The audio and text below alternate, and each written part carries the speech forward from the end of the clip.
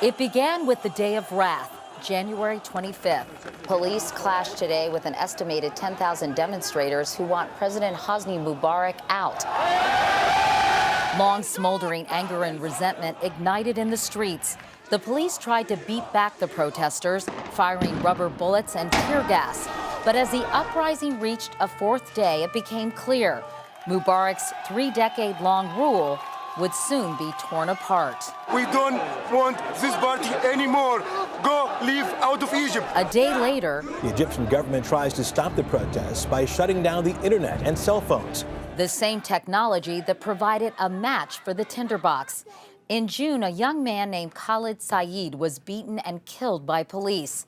His image, posted on Facebook, inspired a movement. All of us are Khalid Saeed, because we can face, or we might face, the same destiny at any point of time. In a country where free speech is severely restricted, one photo spoke volumes, inspiring the people to make their voices heard. They're so separated and segregated from those who make the decisions that the Egyptian people are strangers in their own country.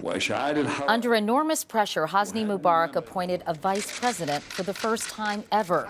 But that didn't satisfy the crowds that began pouring into the aptly named Liberation Square. It's 1:30 in the morning here in Cairo, and yet they're still out there. Thousands of protesters defying a curfew, even defying soldiers in tanks.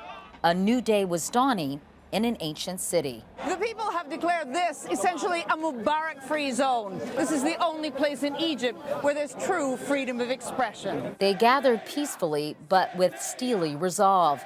What began as a youth movement became a revolution.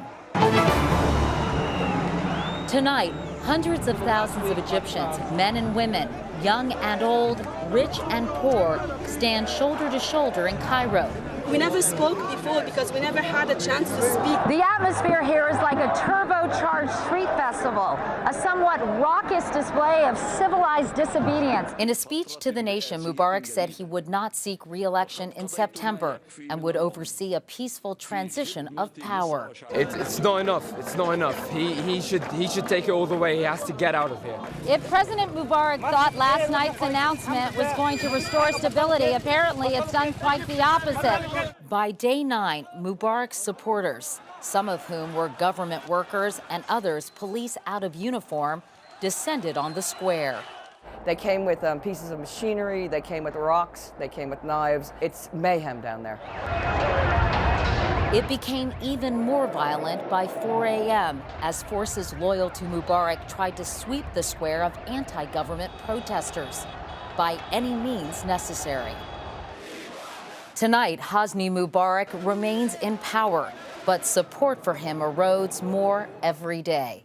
He needs to listen to what's being voiced by the Egyptian people. The bloodied Egyptian flag tells an age-old story of a nation's people. Red stands for bravery, white for peace, and black for determination.